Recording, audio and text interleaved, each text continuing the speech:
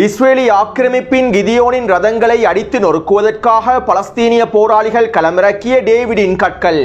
காசாவின் யுத்தகளத்திலே பலஸ்தீனிய போராளிகள் களமிறக்கிய ஆயிரக்கணக்கான கேமராக்களும் திகைத்து போய் நிற்கும் நெட்டன்யாகவும் பொறிகளிலே கொத்து கொத்தாக காசாவில் மண்ணை கவும் சிப்பாய்களும் அதிகாரிகளும்.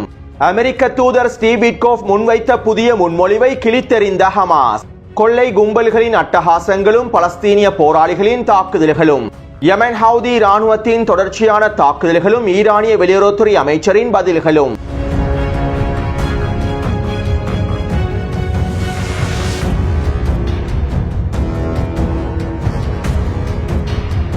நேற்றிரவு யமன் ஹவுதி இராணுவத்தினர் டெல் அவீவ் பிரதேசத்தினை இலக்கு வைத்தும் ஜெருசலம் பிரதேசத்தினை இலக்கு வைத்தும் ஹைப்பர்சோனிக் பாலிஸ்டிக் ஏவுகணை தாக்குதல்களை மேற்கொண்டிருந்தார்கள். இந்த தாக்குதல்களினால் டெல் அவீவ் பிரதேசமும் ஜெருசலம் பிரதேசமும் முழுமையாக முடக்கப்பட்டிருந்தன. மேலும் பதுங்கு குழிகளை நோக்கி விரைந்த நிலத்திடர்கள் படுகாயமடைந்துள்ளார்கள். அத்தோடு யமன் ஹவுதிகளின் தொடர்ச்சியான தாக்குதல்களினால் 4வது வாரமாக இஸ்ரேலி ஆக்கிரமிப்பின் பென்குரியன் விமான நிலையமானது முழுமையாக முடக்கப்பட்டுள்ளது. இந்த 4 வாரத்திற்குள்ளே மாத்திரம் 2.5 லட்சத்திற்கும் அதிகமான விமான டிக்கெட்டுகள் ரத்து செய்யப்பட்டிருப்பதாகவும் தெரிவிக்கப்படுகின்றது. மேலும் பென்குரியன் விமான நிலையமானது தொடர்ச்சியாக முடக்கப்பட்டிருப்பதனால் ஏற்பட்டிருக்கக்கூடிய பொருளாதார இழப்புகள் அதிகரித்துக் கொண்டே செல்வதாகவும் இஸ்ரேலி ஆக்கிரமிப்பு ஊடகங்கள் தெரிவித்துள்ளன.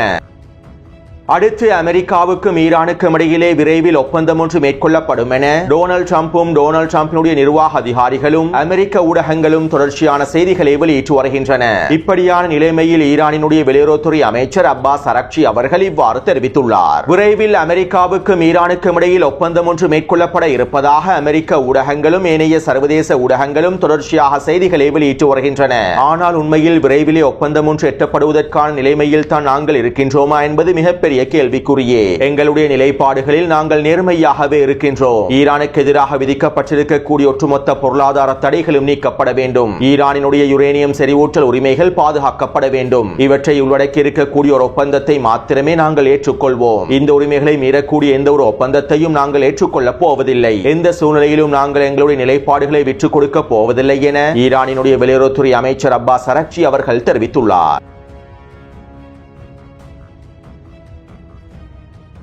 ரஃபாவிலே இஸ்ரேலி ஆக்கிரமிப்பு இராணுவத்தோடு ஒன்றிணைந்து செயற்படக்கூடிய மிகப்பெரிய கொள்ளைக்காரனான யாசர் அல் ஷபாப் தொடர்பாக முன்னே காணொளிகளில் பல விடயங்களை குறிப்பிட்டிருந்தேன். கரீம் ஷலோம் நுழைவாயிலினூடாக ரஃபா பிரதேசத்திற்குள்ளே அனுமதிக்கப்படுகின்ற உணவுப் பொருட்களை உள்ளடக்கிய வண்டிகளையும் மருந்து பொருட்களை உள்ளடக்கிய வண்டிகளையும் யாசர் அல் ஷபாபும் அவனுடைய கொள்ளைக்கார கும்பல்களும் தொடர்ச்சியாக கொள்ளையிட்டு வருகின்றார்கள். யாசர் அல் ஷபாபுக்கும் அவனுடைய கொள்ளை கும்பலுக்கும் இஸ்ரேலி ஆக்கிரமிப்பு இராணுவமே எல்லாவிதமான ஆயுத உதவிகளையும் பண உதவிகளையும் வழங்குகின்றது.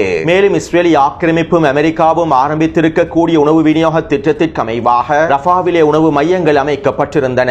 இவ்வாறு இஸ்ரேலி ஆக்கிரமிப்பு ராணுவத்தினால் அமைக்கப்பட்டிருக்கக்கூடிய உணவு மையங்களுக்கு பொறுப்பாகவும் அமெரிக்காவின் தனியார் பாதுகாப்பு நிறுவனங்களோடு இணைந்து செயற்படக்கூடிய இடைத்தரகராகவும் இஸ்ரேலி ஆக்கிரமிப்பு ராணுவம் யாசர் அல் ஷபாபையே நியமித்திருந்தது. அதே நேரம் பலஸ்தீனிய போராளிகள் யாசர் அல் ஷபாபுக்கு கீழால் இயங்கக்கூடிய கொள்ளை கும்பலின் பல முக்கியமான புள்ளிகளை ரஃபா பிரதேசத்திலேயே கொத்தாக தட்டி தூக்கியிருந்தார்கள். கிட்டத்தட்ட 25க்கும் அதிகமான கொள்ளை கும்பலின் முக்கியமான புள்ளிகளை பலஸ்தீனிய போராளிகள் அளித்திருந்தார்கள்.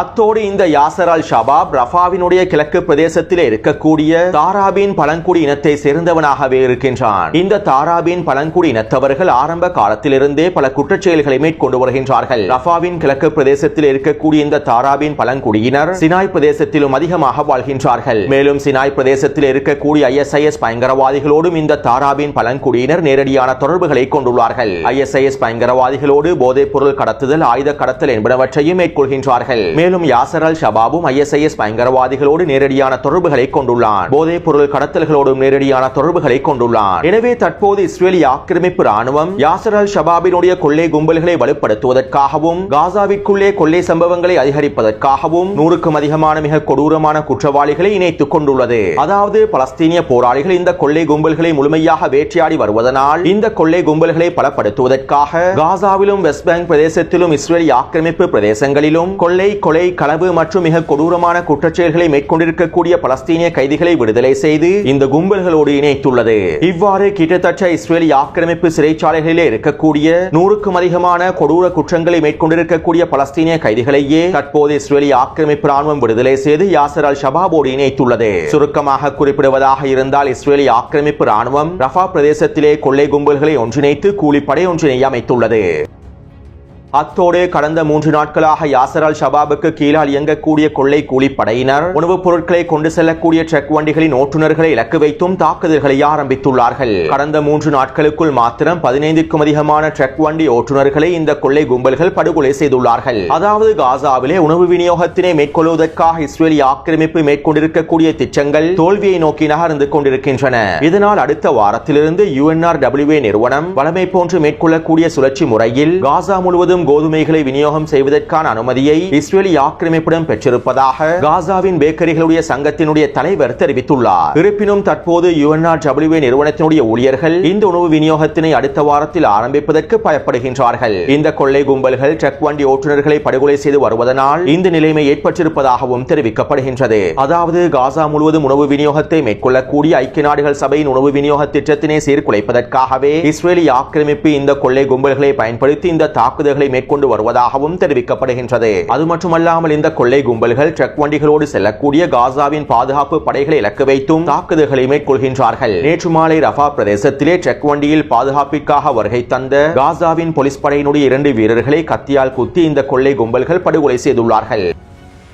அத்தோடு இந்த கொள்ளை கும்பல்களின் செயற்பாட்டால் பலஸ்தீனிய மக்களும் மிக கொடூரமான இன்னல்களை அனுபவித்து வருகின்றார்கள். யாசர் அல் ஷபாபினுடைய கும்பல்கள் கொள்ளையடித்த உணவுப் பொருட்களையும் மருந்து பொருட்களையும் காசாவில் இருக்கக்கூடிய வியாபாரிகளை பயன்படுத்தி அதிக விலையில் விற்பனை செய்கின்றார்கள். காசாவிலே பட்டினியின் கொடுமை அதிகரித்திருப்பதனால் பலஸ்தீனிய மக்கள் தங்களுடைய கைகளிலே இருக்கக்கூடிய விலை உயர்வான பொருட்களையும் தங்க நகைகளையும் விற்று உணவுப் பொருட்களை வாங்கக்கூடிய சூழ்நிலை ஏற்பட்டுள்ளது. தற்போது காசாவிலே ஒரு வெங்காய துண்டின் விலையானது இலங்கையினுடைய பண மதிப்பின்படி 500 ரூபாயை விட உயர்ந்துள்ளது. ஒரு டின் மீனினுடைய விலையானது 5000 ரூபாயை விட அதிகமாக விற்கப்படுகின்றது. இஸ்ரேலி ஆக்கிரமிப்பின் முற்றுகையினாலும் காசாவில் அதிகரித்திருக்கக்கூடிய பட்டினியின் உச்சத்தினாலும் இந்த கொள்ளை கும்பல்களும் வியாபாரிகளும் சந்தர்ப்பத்தினை பயன்படுத்திக் கொண்டு கொள்ளையடித்த உணவுப் பொருட்களையும் மருந்து பொருட்களையும் கருப்பு சந்தையிலே அதிக விலையில் விற்று பலஸ்தீனிய மக்களை இன்னும் இக்கட்டான சூழ்நிலைக்கு தள்ளிவிடுகின்றார்கள். அத்தோடு இவற்றை தடுத்து நிறுத்துவதற்காக பலஸ்தீனிய போராளிகளும் தொடர்ச்சியான நடவடிக்கைகளை மேற்கொண்டு வருகின்றார்கள். இவ்வாறு கொள்ளை கும்பல்களோடு சம்பந்தப்பட்டிருக்கக்கூடிய வியாபாரிகளுக்கான தண்டனைகளையும் அதிக விலையில் பொருட்களை விற்கக்கூடிய வியாபாரிகளுக்கும் உச்ச தண்டனைகளையும் வழங்கி வருகின்றார்கள். மேலும் யாசர் அல் ஷபாபையும் அவனுடைய கொள்ளை கும்பல்களையும் புதிதாக இந்த கும்பலிலே இணைக்கப்பட்டிருக்கக்கூடிய 100க்கும் அதிகமான குற்றவாளிகளையும் மொத்தமாக தட்டி தூக்குவதற்காகவும் பலஸ்தீனிய போராளிகள் ரஃபா பிரதேசத்திலே பல தொடர்ச்சியான இராணுவ நடவடிக்கைகளை மேற்கொண்டு வருவதாகவும் தெரிவிக்கப்படுகின்றது.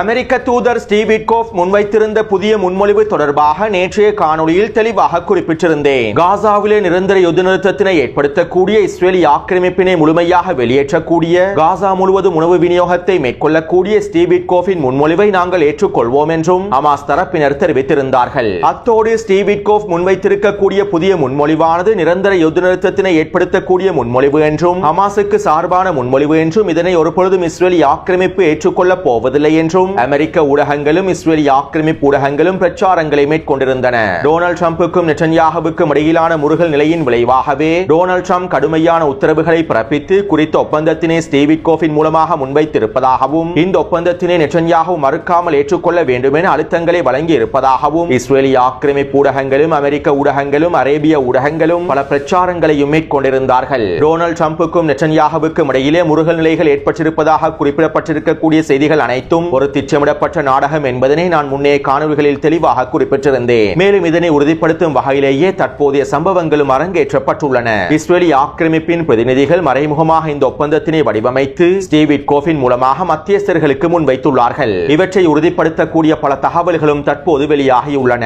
அத்தோடு ஸ்டீவ் விட்கோஃப் முன்வைத்திருக்கக்கூடிய புதிய ஒப்பந்தமானது 60 நாட்களை உள்ளடக்கிய ஒரு தற்காலிக யுத்த நிறுத்த ஒப்பந்தமாகும். இந்த ஒப்பந்தத்திலே நிரந்தர யுத்த நிறுத்தத்தினை ஏற்படுத்துவதற்கான எந்தவிதமான உத்தரவாதமும் வழங்க வழங்கப்படவில்லை என்றும் காசா முழுவதும் உணவு விநியோகத்தை மேற்கொள்ளக்கூடிய எந்தவிதமான உத்தரவாதங்களும் வழங்கப்படவில்லை என்றும் இஸ்ரேலி ஆக்கிரமிப்பு ராணுவம் முழுமையாக காசாவிலிருந்து வெளியேறுவதற்கான நிபந்தனைகள் குறிப்பிடப்படவில்லை என்றும் குறித்த ஒப்பந்தமானது ஹமாஸுக்கு சார்பானதல்ல, இஸ்ரேலி ஆக்கிரமிப்புக்கு சார்பான ஒப்பந்தம் என்றும் தற்போது முழுமையாக கண்டுபிடிக்கப்பட்டுள்ளது. எனவே ஹமாஸினுடைய தலைமைகள் குறித்த ஒப்பந்தத்தினை முழுமையாக ஆராய்ந்துள்ளார்கள். ஸ்டீவ் விட்கோஃப் கூறிய கருத்துக்களுக்கும் ஒப்பந்தத்தில் எழுதப்பட்டிருக்கக்கூடிய விடயங்களுக்கும் மிகப்பெரிய வித்தியாசங்கள் இருப்பதனையும் ஹமாஸினுடைய தலைமைகள் கண்டுபிடித்துள்ளார்கள். இதைத் தொடர்ந்து ஸ்டீவ் விட்கோஃபினால் முன்வைக்கப்பட்டிருக்கக்கூடிய புதிய முன்மொழிவை நாங்கள் ஒருபொழுதும் ஏற்றுக்கொள்ளப் போவதில்லை என ஹமாஸினுடைய தலைமைகள் உத்தியோகபூர்வமாக அறிவித்தார்கள். சுருக்கமாக குறிப்பிடுவதாக இருந்தால் ஸ்டீவ் விட்கோஃபையும் மத்தியஸ்தர்களையும் பயன்படுத்தி நெட்டன்யாஹு முன்வைத்த சூழ்ச்சி திட்ட ஒப்பந்தத்தை ஹமாஸினுடைய தலைமைகள் கிழித்தெறிந்துள்ளார்கள்.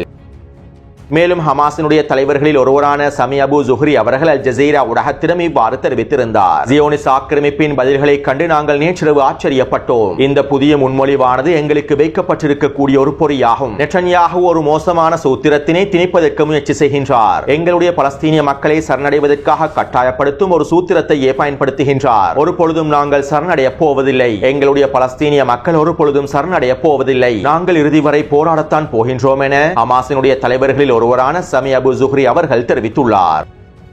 காசாவின் களத்திலே இஸ்ரேலி ஆக்கிரமிப்பு ஆரம்பித்த கிடியோன் ஸ்டரியோட் தாக்குதல்கள் தோல்வியை நோக்கி நகர்ந்து கொண்டிருக்கின்றன. இஸ்ரேலி ஆக்கிரமிப்பினால் சிப்பாய்களுடைய பற்றாக்குறைக்கு மத்தியில் காசா முழுவதும் தரைவழி தாக்குதல்களை மேற்கொள்வதற்கு முடியவில்லை. இஸ்ரேலி ஆக்கிரமிப்பு ராணுவம் சிப்பாய்களுடைய பற்றாக்குறைக்கு மத்தியில் மிகப்பெரிய தரைவழி தாக்குதல்களை ஆரம்பிப்பதற்கு பயப்படுகின்றது. அதே போன்று இஸ்ரேலி ஆக்கிரமிப்பின் உணவு விநியோக திட்டங்களும் படுதோல்வி அடைந்துள்ளன.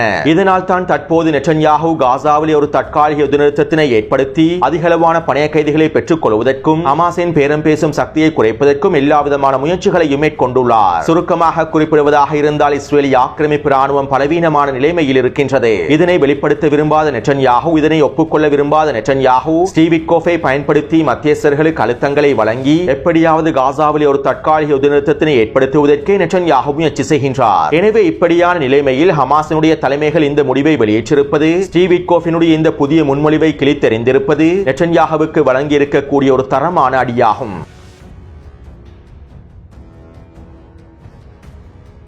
காசாவிலே இஸ்ரேலி ஆக்கிரமிப்பு கிடியோன் ஷரியோட்ஸ் என்கின்ற கிதியோனின் ரதங்கள் என்கின்ற புனித போரை ஆரம்பித்துள்ளது. மேலும் இஸ்ரேலி ஆக்கிரமிப்பின் இந்த கிதியோனின் ரதங்கள் தாக்குதல்களை அடித்து நொறுக்குவதற்காக, இந்த கிதியோனின் ரதங்களை வெற்றி கொள்வதற்காக பலஸ்தீனிய போராளிகள் டேவிடின் கற்களை களமிறக்கியுள்ளார்கள். அதாவது பலஸ்தீனிய போராளிகள் மேற்கொள்ளக்கூடிய தாக்குதல்களுக்கு ஸ்டோன்ஸ் ஆஃப் டேவிட் என பெயர் வைத்துள்ளார்கள். யூத மத நம்பிக்கைகளுக்கு அமைவாக டேவிடின் 5 சிறு கற்கள் இறைவன் மீதான உச்ச நம்பிக்கையையும் இறைவனுடைய முழுமையான பலத்தையும் வெளிப்படுத்துகின்றது. அதே போன்று யூதர்களால் அடையாளப்படுத்தக்கூடிய டேவிடை முஸ்லிம்கள் தாவூத் நபி என்று அழைப்பார்கள். தாவூத் நபி இறைவனின் ஆதரவோடு, இறைவனின் உச்ச நம்பிக்கையோடு கோலியாத் என்கின்ற ஜலூத்தை சிறிய கற்களை கொண்டு தாக்கி வெற்றி கொண்டார். அதாவது கோலியாத் என்கின்ற மிக சக்தி வாய்ந்த ஜாலூத்தை தாவூத் நபி சிறிய கற்களை பயன்படுத்தி வெற்றி கொண்டுள்ளார் என வரலாற்று சம்பவமாக குறிப்பிடப்படுகின்றது. வெற்றி பெற சாத்தியமில்லாத நபர்களும், வெற்றி பெற முடியாத சூழ்நிலையிலே இருக்கக்கூடிய நபர்களும் இறைவனின் முழுமையான உதவியோடு, இறைவனின் முழுமையான ஆதரவோடு, இறைவன் மீது வைத்திருக்கக்கூடிய நம்பிக்கையின் விளைவாக வெற்றி பெறுவார்கள் என்பதனையே குறித்த வரலாற்று சம்பவமானது உணர்த்துகின்றது. மேலும் குறித்த வரலாற்று சம்பவம் தொடர்பாக மேலதிக தகவல்களை தெரிந்திருக்கக்கூடியவர்கள் கீழே உங்களுடைய கருத்துக்களையும் பதிவிடலாம். எனவே இறைவனின் உதவியோடும், இறைவன் மீது வைத்திருக்கக்கூடிய நம்பிக்கையோடும் டேவிட் எவ்வாறு கோலியாத்தை வெற்றி கொண்டாரோ அதே போன்றே நாங்களும் உங்களை வெற்றி கொள்வோம் என உணர்த்துவதற்காகவே பலஸ்தீனிய போராளிகள் குறித்த தாக்குதல்களுக்கு ஸ்டோன்ஸ் ஆஃப் டேவிட் என்று பெயர் வைத்துள்ளார்கள். இவ்வாறு பலஸ்தீனிய போராளிகள் வைத்திருக்கக்கூடிய இந்த பெயரானது இஸ்ரேலி ஆக்கிரமிப்புக்கு உளரீதியாக தாக்கத்தை ஏற்படுத்தக்கூடியதாக அமைந்திருக்கும் என்றும் தெரிவிக்கப்படுகின்றது. அடுத்து பலஸ்தீனிய போராளிகள் மேற்கொண்டு வரும் ஸ்டோன்ஸ் ஆஃப் டேவிட் தாக்குதல்கள் தொடர்பான காணொளிகளையும் வெளியிட்டு வருகின்றார்கள். மேலும் குறித்த காணொளிகளை நான் டெலிகிராம் சேனலிலும் பதிவிட்டுள்ளேன். அத்தோடு அல்கசாம் படையினர் வெளியிட்டிருக்கக்கூடிய குறித்த காணொளிகள் தொடர்பாக இஸ்ரேலி ஆக்கிரமிப்பினுடைய இராணுவ ஆய்வாளர் அவி இஸ்சரோஃப் இவ்வாறு தெரிவித்துள்ளார். அல்கசாம் படையினர் வெளியிட்டிருக்கக்கூடிய ஸ்டோன்ஸ் ஆஃப் டேவிட் தாக்குதல் காணொளியிலிருந்து சில விடயங்களை எங்களுக்கு தெளிவாக புரிந்து கொள்ளலாம். போரினுடைய விரிவாக்கத்திற்கு ஹமாஸ் முழுமையாக தயாராக இருக்கின்றது என்பதனை எங்களுக்கு தெளிவாக புரிந்து கொள்ளலாம். காசாவில் இருக்கக்கூடிய 40,000 அதிகமான பலஸ்தீனிய போராளிகள் முழுமையாக தயாராகவே இருக்கின்றார்கள். எங்களுடைய இஸ்ரேலிய ராணுவம் காசாவிலே வீசக்கூடிய அமெரிக்க குண்டுகளில் 20% அதிகமான குண்டுகள் வெடிப்பதில்லை. பல டன் நிறையுடைய வெடிகுண்டுகள் வெடிக்காமலேயே காசாவிற்குள் விழுந்துள்ளன. இவ்வாறு வெடிக்காமல் விழுந்திருக்கக்கூடிய பல டன் நிறையுடைய வெடிகுண்டுகளை பயன்படுத்தி இன்னும் 2 வருடங்களுக்கு தேவையான அனைத்து விதமான ஆயுதங்களையும், யாசின் ஏவுகணைகளையும், வெடிகுண்டுகளையும் ஹமாஸினால் தயாரித்து விட முடியும். காசாவில் இருக்கக்கூடிய சுரங்க பாதைகளில் அவர்களுக்கு தேவையான எல்லா விதமான ஆயுதங்களையும் அவர்கள் முழுமையாக தயாரித்து வருகின்றார்கள். இதற்கு பிறகும் இஸ்ரேலிய ராணுவத்தினால் ஹமாஸினுடைய ஆயுத உற்பத்திகளை தடுத்து நிறுத்துவது சாத்தியமற்றதாகும். ஹமாஸுக்கு தேவையான அனைத்து விதமான வெடிகுண்டுகளையும் நாங்கள் வான்வழி தாக்குதலின் மூலமாகவே அவர்களுக்கு வழங்கிவிட்டோம். அது மட்டுமல்லாமல் ஹமாஸ் தற்போது யுத்த காலத்திலே புதிய தந்திரங்களையும் பயன்படுத்தி வருகின்றது. நூற்றுக்கணக்கான ஆயிரக்கணக்கான கண்காணிப்பு கேமராக்களை காசாவின் யுத்த காலத்திலே ஹமாஸ் களமிறக்கியுள்ளது. வாகனங்களில் பயன்படுத்தக்கூடிய கேமராக்களையே ஹமாஸ் தற்போது கண்காணிப்பு கேமராக்களாக பயன்படுத்துகின்றது. இந்த போர் ஆரம்பிக்கப்படுவதற்கு முன்பே இந்த ஆயிரக்கணக்கான கண்காணிப்பு கேமராக்களை ஹமாஸ் தரப்பினர் களஞ்சியப்படுத்தி வைத்திருக்க வேண்டும். இஸ்ரேலிய ராணுவத்திடம் இருக்கக்கூடிய நவீன தொழில்நுட்ப கருவிகளை பயன்படுத்தியும் குறித்த கண்காணிப்பு கேமராக்களை அடையாளம் காண முடியவில்லை. எங்களுடைய ராணுவத்தின் ஒவ்வொரு அசைவுகளையும் ஒவ்வொரு நகர்வுகளையும் அவர்கள் அவதானித்து பொறிவைத்து தாக்குதல்களை மேற்கொள்கின்றார்கள். இதனாலேயே எங்களுடைய இஸ்ரேலிய ராணுவம் அதிகளவான இழப்புகளையும் சந்தித்து வருகின்றது. நேற்றிரவு அல் கஸாம் படையினர் வெளியிட்டிருக்கக்கூடிய இந்த காணொளிகள் உண்மையில் ஆச்சரியத்தை ஏற்படுத்தக்கூடிய காணொளிகளாகவே அமைந்துள்ளன. மேலும் காசாவின் யுத்தகலத்திலே எங்களுடைய ராணுவத்திற்கு நிலைமைகள் சிக்கலாகவே அமைந்துள்ளது என்பதனையும் நாங்கள் தெளிவாக புரிந்து கொள்ள வேண்டும் என்றும் இஸ்ரேலிய ஆக்கிரமிப்பின் ராணுவ ஆய்வாளர் அவி இஸ்சரோஃப் அவர்கள் தெரிவித்துள்ளார். அடுத்து பலஸ்தீனிய போராளிகள் வீரியமான தொடர்ச்சியான தாக்குதல்களை மேற்கொண்டு வருகின்றார்கள். இதற்கமைவாக அல் கஸாம் படையினர் கான் யூனிஸின் வடகிழக்கு பிரதேசமான அல் கராரா பிரதேசத்திலே தாக்கிப் வெடிகுண்டையும் ஷபாஸ் வெடிகுண்டையும் பயன்படுத்தி ஒரு மெர்காவா போர்த்தாங்கி வாகனத்தை கொத்தாக அளித்துள்ளார்கள். அதனோடு வந்த சிப்பாய்களையும் சுற்றி வளைத்து யாசின் ஏவுகணை மூலமாக கொத்தாக தட்டி தூக்கியுள்ளார்கள். அடுத்து அல் குதுஸ் படையினர் பெய்ட்லாஹியா பிரதேசத்திலே வீடொன்றிற்குள் ஒரு பொறியொன்றினை வைத்துள்ளார்கள். மேலும் குறித்த பொறியை நோக்கி இஸ்ரேலிய ஆக்கிரமிப்பின் 2 படைப்பிரிவுகளை நகர்த்தியுள்ளார்கள். அவர்கள் குறித்த வீச்சை அடைந்ததும் பொறியை வெடிக்கச் செய்து அவர்களை மொத்தமாக தட்டி தூக்கியுள்ளார்கள். அடுத்து அல் கஸாம் படையினரும் அல் குதுஸ் படையினரும் ஒன்றிணைந்து ஒரு கூட்டு தாக்குதல் ஒன்றை மேற்கொண்டுள்ளார்கள். கான் யூனிஸின் தென்கிழக்கு பிரதேசத்திலே 10க்கும் அதிகமான சிப்பாய்களை சுற்றி வளைத்து பூஜ்ய தூரத்திலே டிபிஜி ஏவுகணை தாக்குதல்களையும் துப்பாக்கிச்சூடு தாக்குதல்களையும் மேற்கொண்டுள்ளார்கள். அடுத்து கான் யூனிஸின் கிழக்கு பிரதேசமான அல் ஃபுகாரி பிரதேசத்தில் அல் குதுஸ் படையினர் வீடொன்றிற்குள்ளே இருந்த 10க்கும் அதிகமான சிப்பாய்களை சுற்றி வளைத்து டிபிஜி ஏவுகணை தாக்குதல்களை மேற்கொண்டுள்ளார்கள். இந்த தாக்குதலின் போது குறித்த வீடானது சிதைக்கப்பட்டு அதற்குள்ளே இருக்கக்கூடிய சிப்பாய்களும் மொத்தமாக அளிக்கப்பட்டுள்ளார்கள். எனவே நேற்று மாலை 6 மணியிலிருந்து இன்று மாலை 6 மணி வரையில் கிடைக்கப்பெற்றிருக்கக்கூடிய தகவல்களுக்கு அமைவாக ஒரு மெர்காவா போர்த்தாங்கி வாகனமும் 35க்கும் அதிகமான சிப்பாய்களும் மொத்தமாக அளிக்கப்பட்டுள்ளார்கள். அத்தோடு குறித்த காணொளி தொடர்பான கருத்துக்களை பதிவிடுங்கள். தொடர்ந்து என்னுடன் இணைந்திருங்கள். நன்றி, வணக்கம்.